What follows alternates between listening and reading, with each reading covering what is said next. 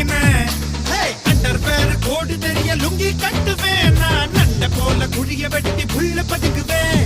Medal கட்ட போல நான் சுத்துமாடுடா. தங்க மெடல் போல உடம்புக்குள்ள காயம் 100டா. ஊரெண்டு ஆறுடா முங்கோப ஆளுடா. அவனே நீ முறைச்சாக்கா டார் டார் டார். குவ நதி ஓரத்துல குந்திக்குன்னு குவிக்கணும். சாயங்கால நேரத்துல சுண்டா கஞ்சி ஊத்திக்கணும். சோடா பாட்டில் கையில சைக்கிள் செயின் பையில தோட்டா பாரு